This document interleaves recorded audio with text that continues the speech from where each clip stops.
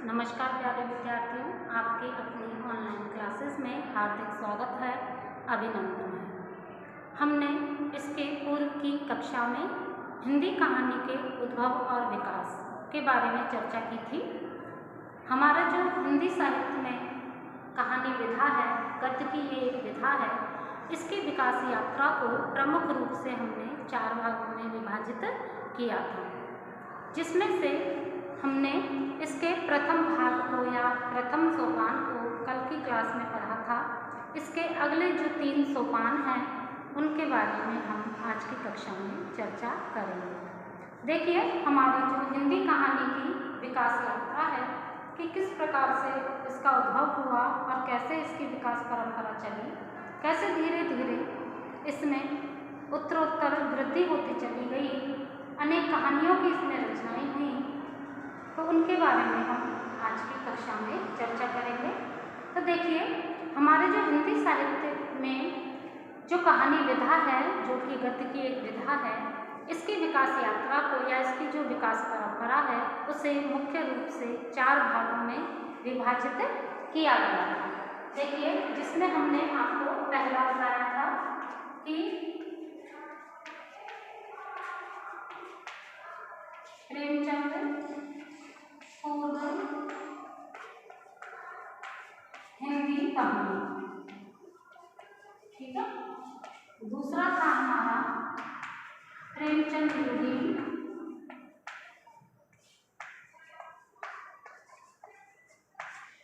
इसको हम प्रेमचंद पूर्व युगीन,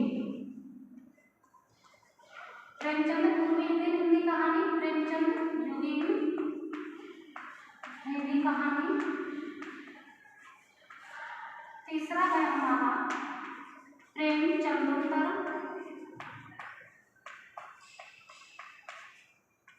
प्रेमचंदोत्तर हिंदी कहानी। और नेक्स्ट था हमारा नई कहानी।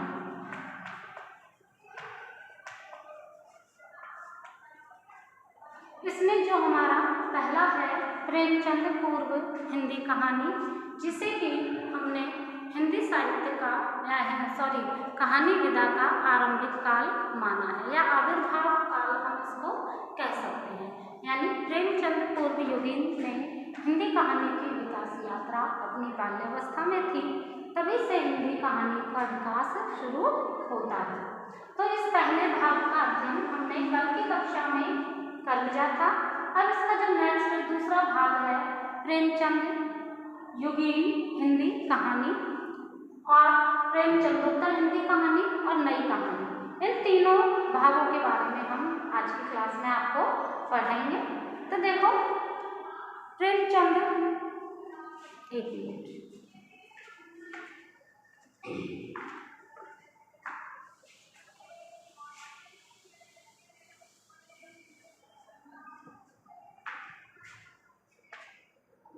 दूसरा है हमारा प्रेमचंद युगीन,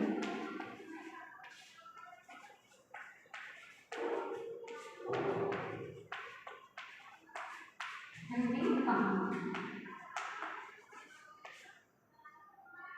प्रेमचंद युगीन हिंदी कहानी। हिंदी कहानी के क्षेत्र में प्रेमचंद का आविर्भाव एक नए युग की शुरुआत करता है। यानी हमारी हिंदी कहानी की जो विकास परंपरा है, इसमें हमने इन सभी सोपानों का जो प्रमुख आधार माना है वो प्रेमचंद जी को माना है। तो इनके समय से ही, इनके आविर्भाव से ही एक नए युग की शुरुआत मानी गई है। इस युग के कहानीकारों ने हिंदी कहानी को सामाजिक व मनोवैज्ञानिक भूमि दी तथा कहानी में प्राचीन संस्कारों की रूढ़ी के प्रति विद्रोह तथा सामाजिक यथार्थ की चेतना के अनुरूप नवीन संस्कारों के बीजारोपण का प्रयास भी किया है। यानी इस समय की जो इनकी कहानियां हैं वो यथार्थवादी और मनोवैज्ञानिक पृष्ठभूमि पर आधारित हैं। प्रेमचंद जी यथार्थवादी कहानीकार माने गए हैं क्योंकि इन्होंने अपने आसपास के सामाजिक वातावरण में जिन परिस्थितियों को देखा, जिन रूढ़ियों को देखा, जैसी सामाजिक व्यवस्थाओं को देखा, उन्हीं का अपनी कहानियों में इन्होंने चित्रण किया है। इस युग के जो अग्रणी लेखक हैं वो प्रेमचंद और जयशंकर प्रसाद, ये दोनों इस युग के अग्रणी कहानीकार हैं। देखिए, एक तो है हमारे प्रेमचंद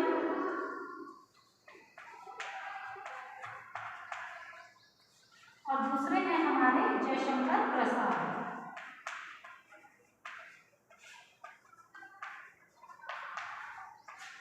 ये दोनों ही हमारी कहानी के क्षेत्र में या प्रेमचंद युगीन हिंदी कहानी के क्षेत्र में ये दोनों ही अग्रणी कहानीकार माने गए हैं। जो प्रेमचंद जी की कहानियां हैं वो सामाजिक समस्याओं तथा यथार्थ चेतना से जुड़ी हुई हैं। यानी इन्होंने जो समाज में समस्याएं देखी, जो रूढ़ियां देखी, जो आडंबर देखे, जो व्यवस्था देखी, उसका वास्तविक चित्रण, यथार्थवादी इसीलिए कहा गया है क्योंकि इन्होंने यथार्थ चित्रण अर्थात समाज की वास्तविकता को अपनी कहानियों के माध्यम से समाज के सामने प्रस्तुत किया है। तथा जो इनका जो विश्लेषण है, इनके जो विचार हैं वो समस्याओं के प्रति सचेत रहे हैं ये, ठीक है। इनकी जो जो जयशंकर प्रसाद हैं, इनकी जो कहानियां हैं वो रूमानी और आदर्शवादी हैं। यानी प्रेमचंद जी तो यथार्थवादी कहानीकार हैं, लेकिन जो जयशंकर प्रसाद हैं ये आदर्शवादी कहानीकार की श्रेणी में आते हैं। अब यदि हम प्रेमचंद जी की बात करें तो इनकी प्रमुख कहानियां हम देखते हैं कि इन्होंने किन किन कहानियों की रचना की। तो देखिए, इनकी कहानियां हैं आपके नमक का दारुका,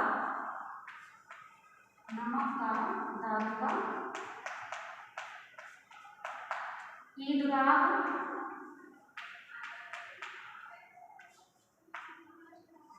पंच परमेश्वर, ठीक है, बूढ़ी काकी,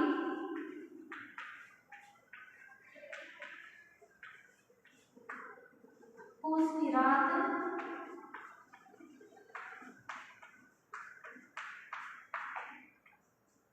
बड़े घर की बिल्ली,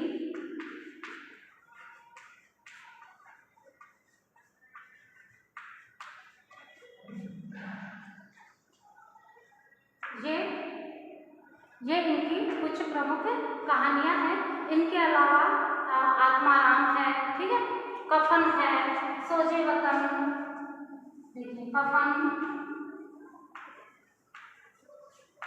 आत्माराम,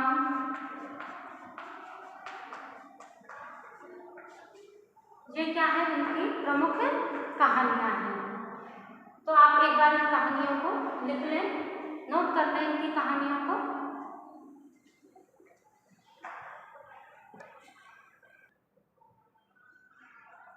इनको आप नोट कर लें।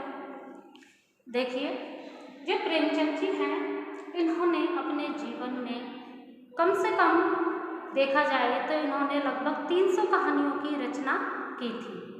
जो 300 कहानियां हैं ये इनके मानसरोवर खंड 8, यानी उसके 8 खंड हैं मानसरोवर नाम से, और उन 8 खंडों में इन 300 कहानियों को संकलित किया गया है, ठीक है।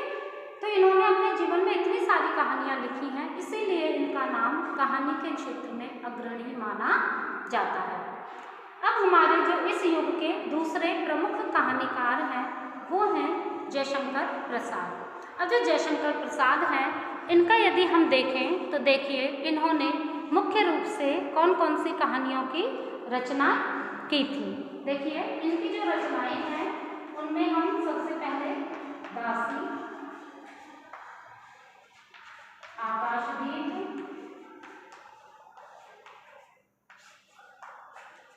मधुआ,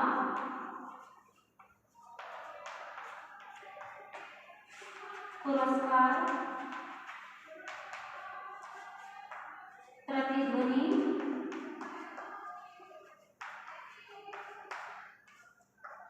इंद्रजाल,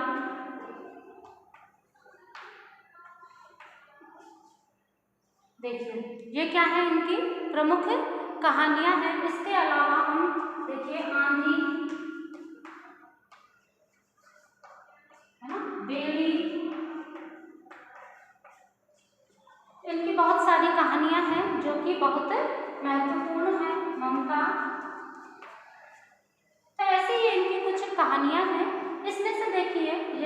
सेकंड सेमेस्टर की बात करते हैं तो सेकंड सेमेस्टर में हमारे प्रेमचंद जी की कौन सी कहानी है, फूस की रात। ठीक है, तो आपको याद रखना पड़ेगा कि जो प्रेमचंद जी हैं वो किस युग के मतलब कहानी की विकास यात्रा में किस चरण के हैं। तो प्रेमचंद युगीन कहानीकार ये स्वयं प्रेमचंद जी हैं और जयशंकर प्रसाद जो हैं ये भी प्रेमचंद युगीन कहानीकार हैं, जिनकी एक कहानी है आकाशदीप। ये आपके सेकंड सेमेस्टर के सिलेबस में है। ठीक, तो मैंने आपको इसमें से प्रश्न भी करवाया उसकी रात और इसके साथ साथ इसमें से सप्रसंग व्याख्या भी करवा दी। इसके अलावा जो हमारी आकाशदीप हमारे सिलेबस में है इसमें से भी आपको जो महत्वपूर्ण प्रश्न है उसके बारे में हम किसी भी क्लास में आपके प्रश्न इसका करवा देंगे। तो ये क्या है, इनकी प्रमुख कहानियां हैं दोनों कहानीकारों की। अब देखिए इस काल के जो कहानीकार हैं, अन्य जो कहानीकार हैं उन्हें भी दो वर्गों में रखा जा सकता है। पहले जो कहानीकार हैं वो किससे प्रभावित हैं, प्रेमचंद जी से प्रभावित है और दूसरे जो कहानीकार हैं वो जयशंकर प्रसाद से प्रेरित हैं। ठीक है, तो इनसे प्रभावित होकर के इन कहानीकारों ने कहानियां रची हैं। तो देखिए ऐसे कौन कौन से कहानीकार हैं जो इनसे प्रभावित हैं। देखिए इसमें यदि हम प्रेमचंद जी की बात करते हैं तो प्रेमचंद जी से प्रभावित जो कहानीकार हैं हमारे वो हैं विश्वंभर नाथ कौशिक। विश्वंभर नाथ कौशिक,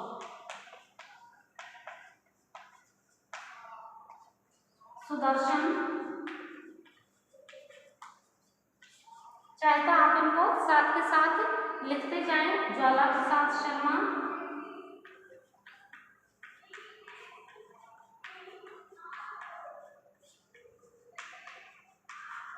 ज्वाला प्रसाद शर्मा, निराला,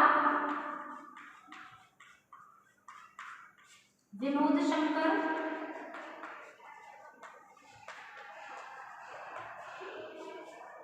ये कहानीकार हैं जो कि किससे प्रभावित थे, प्रेमचंद जी से प्रभावित हैं। इनके आप नाम लिख लें। इनके अलावा सुभद्रा कुमारी चौहान,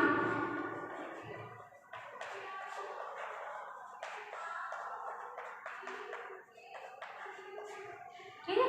अब देखिए जो किससे प्रभावित है, जयशंकर प्रसाद से जो प्रभावित कहानीकार है वो हैं राय कृष्णदास,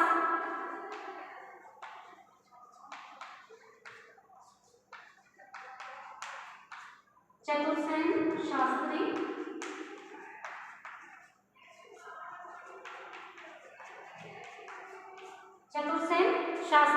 इनके अलावा हैं आपके विनोद शंकर व्यास और चंद्रधर शर्मा गुलेल। ठीक है,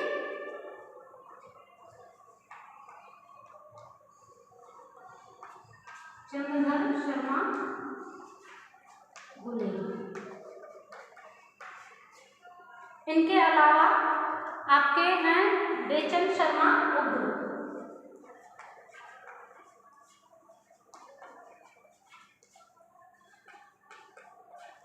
तो ये कुछ हमारे प्रमुख प्रेमचंद युगीन कहानीकार हैं, ठीक है, जो दोनों कहानीकारों से प्रभावित हैं। देखिए इस युग की जो कहानियां हैं वो आदर्शवादी तो हैं किंतु उनके जो कथानक हैं वो संघर्ष के साथ साथ यथार्थ को भी महत्व देते हैं। ये सामाजिक जीवन की सभी प्रकार की समस्याओं को वहन करती हैं, यानी हमारे सामाजिक जीवन में व्यक्ति के समक्ष जो जो समस्याएं आती हैं उन सभी समस्याओं को इन्होंने कहानियों के माध्यम से समाज के समक्ष प्रस्तुत किया है। इस युग में जो प्रेमचंद हैं उनकी कहानियों की भाषा व्यक्त अनुभवों को पाठक तक सही ढंग से पहुंचाती है, जबकि अन्य कहानीकारों की भाषा अलंकृत व चित्रात्मक है। इस युग की कहानियों को उपदेशात्मक नहीं कह सकते, मगर सामाजिक मूल्यों की प्रतिष्ठा के प्रति कहानीकारों का आग्रह अवश्य रहा है। इस युग की कहानियों में व्यावहारिक मनोविज्ञान का उपयोग भी सफलता के साथ हुआ है, यानी जो हमारा व्यावहारिक मनोविज्ञान है उस मनोविज्ञान का प्रयोग भी इन कहानीकारों ने अपनी कहानियों में किया है। आप एक बार इनके नाम भी लिख लें।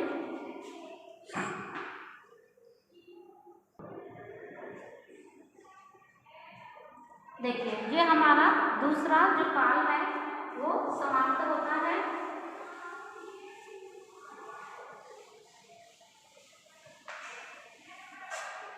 अब जो हमारा तीसरा विकास का चरण है वो है प्रेमचंदोत्तर काल।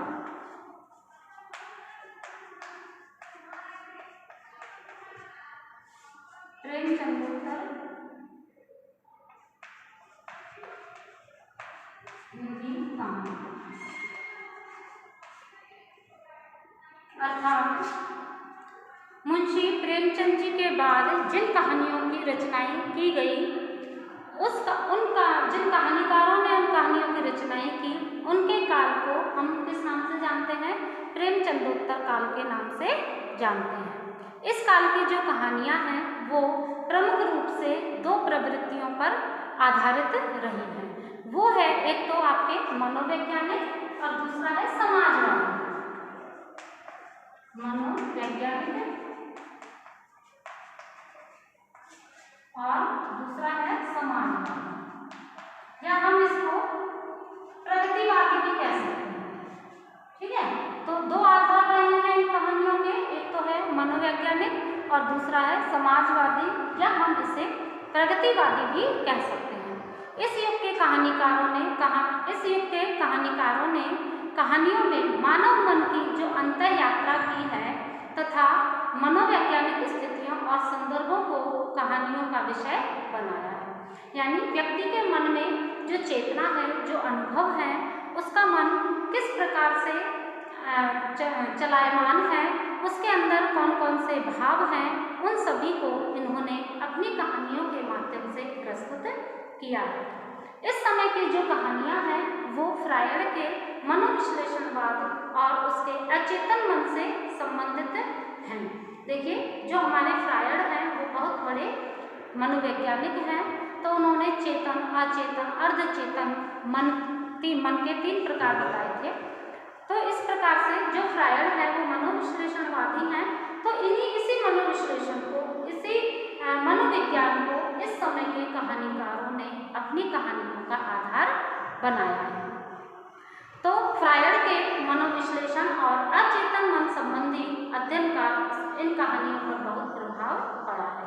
इस समय के जो प्रमुख कहानीकार यदि हम देखें तो सच्चिदानंद, हीरानंद, वात्स्यायन, अज्ञे, जैनेन्द्र, इलाचंद्र जोशी, और जो प्रगतिवादी कहानीकार हैं वो हैं हमारे यशपाल। तो ये सभी इस धारा के या इस तीसरे चरण के प्रमुख कहानीकार हैं। तो देखिए, प्रेमचंदोत्तर काल के जो प्रमुख कहानीकार हैं और उनकी कौन कौन सी कहानियां हैं, तो सबसे पहले हम इस दृष्टि से यदि देखें तो सबसे पहले जो नाम आता है वो है अज्ञे। पूरा नाम क्या है इनका? सच्चिदानंद, हीरानंद, वात्स्यायन, अज्ञे। अब इनकी देखो जो प्रमुख कहानियां हैं वो हैं रोज, हितेन बाबू,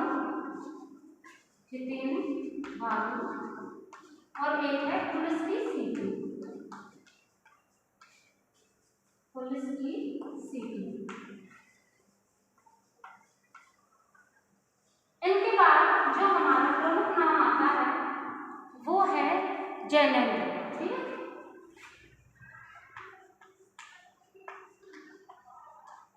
इनकी जो प्रमुख कहानियां यदि हम देखें, मास्टर साहब और पत्नी। ठीक, एक तो है इनकी मास्टर साहब, एक है इनकी पत्नी, और एक है एक बात। ये किसकी है? जैनेन्द्र की। इनके बाद यदि हम देखें तो इलाचंद्र जोशी।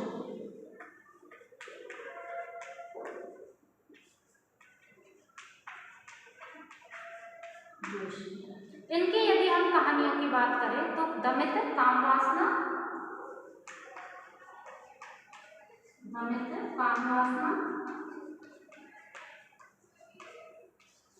और प्रेतात्मा।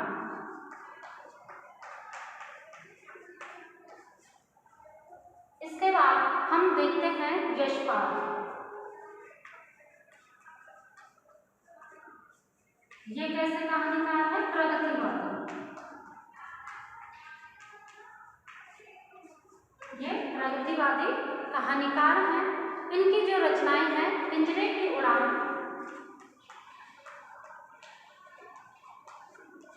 पिंजरे की उड़ान, और एक है तर्क का तूफान, तर्क का तूफान।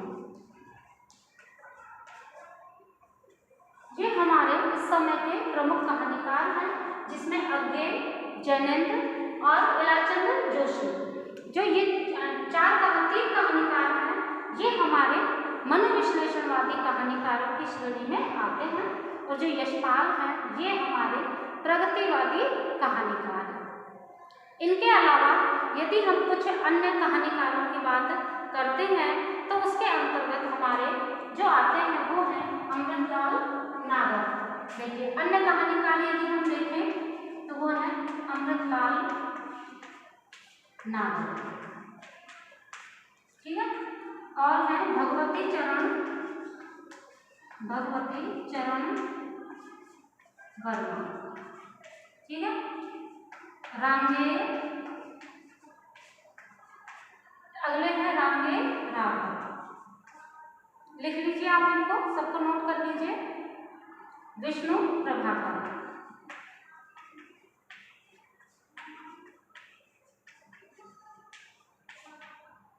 ये हमारे कुछ अन्य कहानीकार हैं।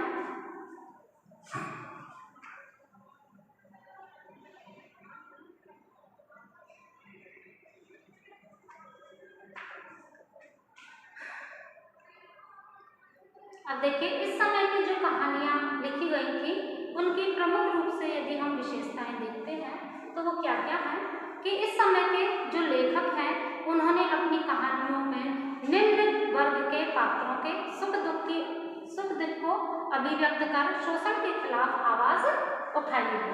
यानी इस समय जो कहानीकार थे, इन्होंने जो निम्न वर्ग के लोग थे वो अपने जीवन में किस प्रकार के सुख दुखों का भोग करते हैं और कैसे उन्हें समाज में जीना है, कैसे उन्हें रहना है, किस प्रकार से उनका शोषण किया जाता है और उस शोषण के खिलाफ हमें कैसे आवाज उठानी है, इस सब का चित्रण हमें इस समय की कहानियों में देखने को मिलता है।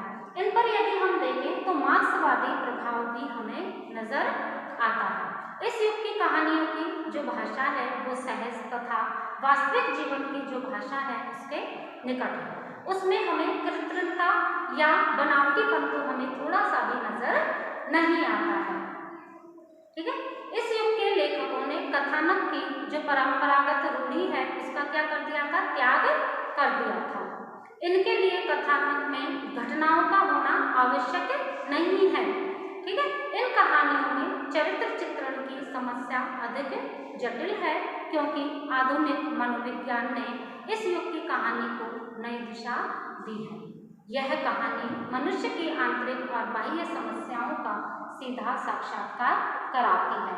यानी मनुष्य के अंतर्मन में और उसके बाहरी जीवन में उसके समक्ष कौन कौन सी समस्याएं उत्पन्न होती हैं, कौन कौन सी समस्याएं ऐसी होती हैं जिनका उसे सामना करना पड़ता है, तो उन सारी समस्याओं से सीधा साक्षात्कार इस समय के कहानीकारों ने करवाया है, ठीक है। अब इसके बाद यदि हम अगला देखें तो जो चौथा आता है हमारा वो है नई कहानी। देखिए, जो चौथे चरण की यदि बात करते हैं, एक मिनट,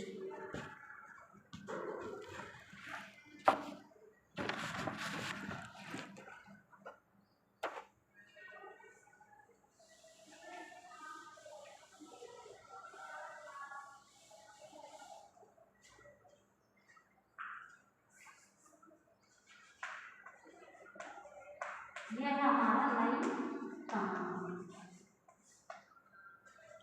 नई कहानी की यदि हम बात करें तो सन 1950 के पश्चात जितनी भी कहानियों की रचनाएं हुई थी उसे हम नई कहानियों की श्रेणी में रखते हैं। एक मिनट, इसको मैं सेट कर लूँ थोड़ा सा।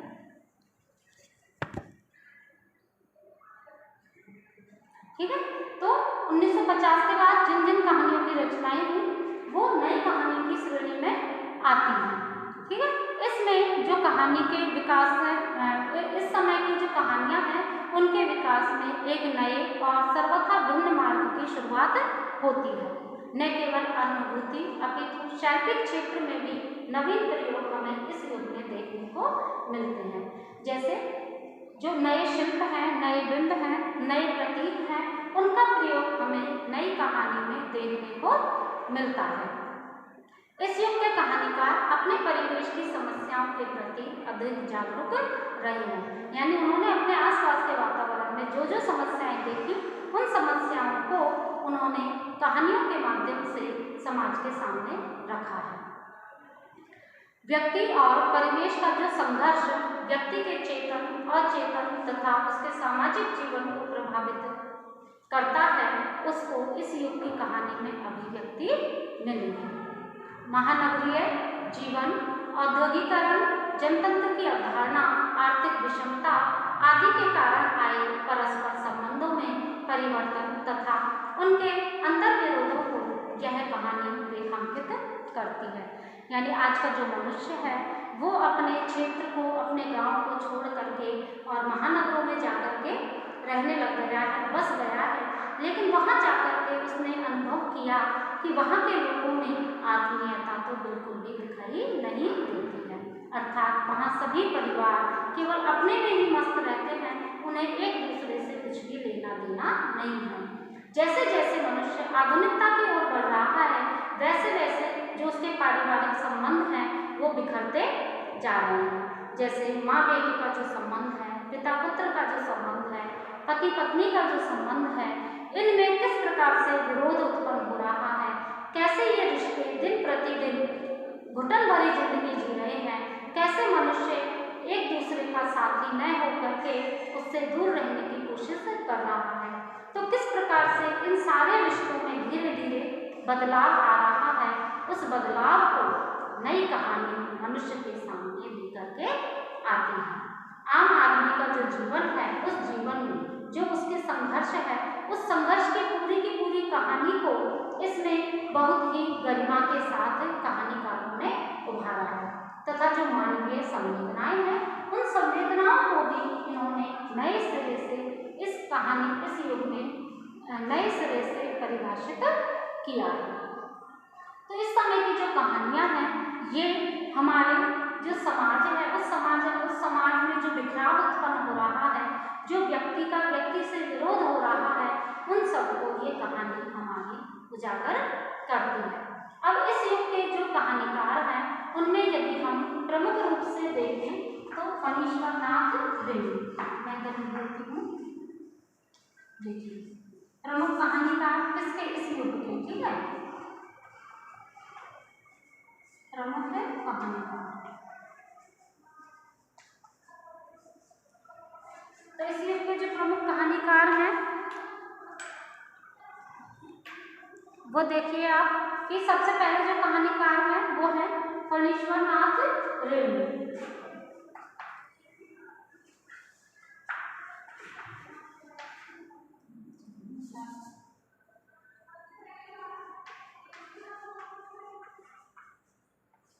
फणीश्वरनाथ रेणु, देखिए इनकी जो प्रमुख कहानियां हैं वो हैं लाल पान की बेगम,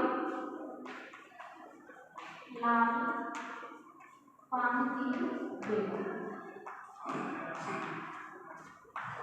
और ये है तीसरी कसम, तीसरी कसम, ठीक है। अगले जो कहानीकार है वो है मन्नू भंडारी,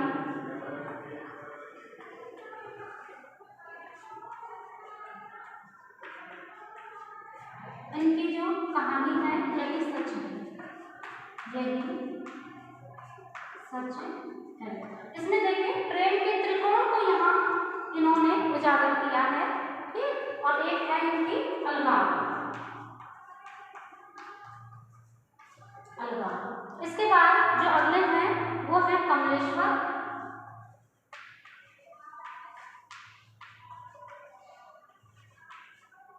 इनकी जो कहानी है निर्वंशिया,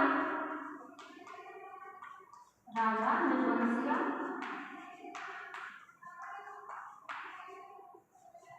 देखिए जो राजा निर्वंशिया कहानी है ये आपके इस सेकंड सेमेस्टर में भी है, ठीक है, और है इनकी बयान। अगले जो हमारे कहानीकार हैं वो है राजेंद्र यादव, और राजेंद्र यादव की है जहां लक्ष्मी कैद है और छोटे छोटे ताजमहल। देखिए राजेंद्र यादव और उनकी है जहां लक्ष्मी कैद है, जहां लक्ष्मी कैद है, और छोटे छोटे ताजमहल, छोटे छोटे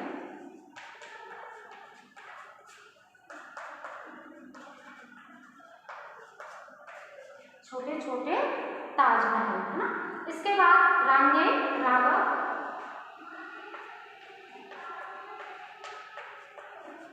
रांगे राघव, इनकी कहानी है गदर।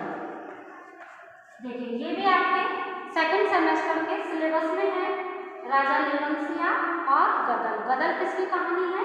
रांगे राघव की है, और राजा निर्वंशिया किसकी है? कमलेश्वर। ये दोनों कहानीकार कौन सी विकास के हैं, कौन सी सोपान के हैं? नई कहानी के हैं। आप एक बार इनको नोट कर लें, फिर कुछ और कहानीकार हैं उनको हम अभी लिखेंगे।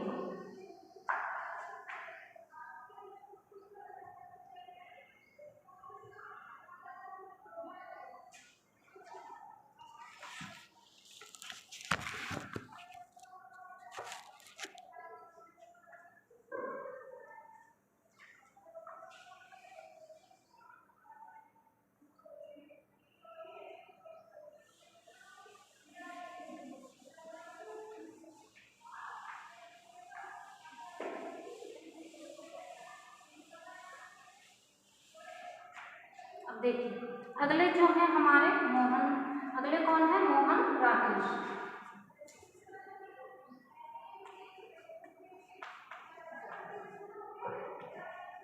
मोहन राकेश, इनकी कहानी है नए बादल।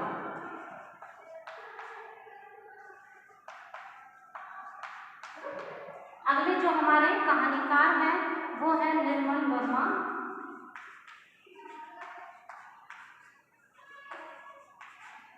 इनकी कहानी है परिंदे, परिंदे, और एक है कुत्ते की मौत।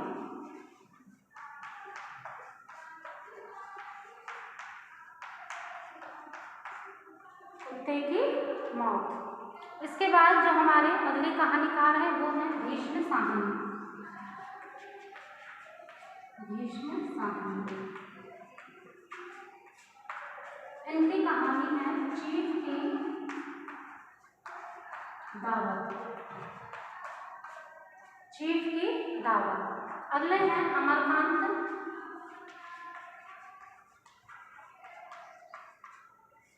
इनकी कहानी है जिंदगी और जुनून।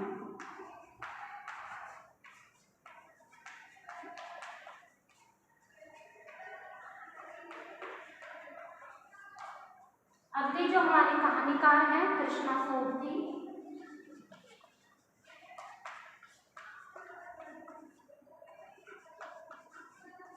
इनकी कहानी है सिक्का बदल।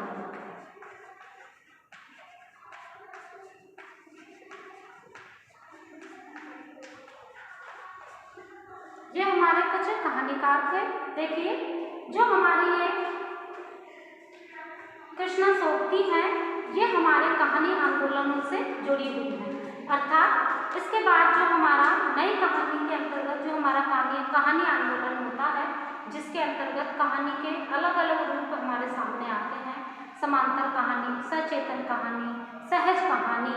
तो इन कहानी आंदोलनों से ही कृष्णा सोबती जुड़ी हुई है। सिक्का बदल गया ये कहानी भी हमारे सेकंड सेमेस्टर के पाठ्यक्रम में है, ठीक है। तो देखिए ये हमारे कुछ नई कहानी के कहानीकार हैं, आप इनको नोट कर लें।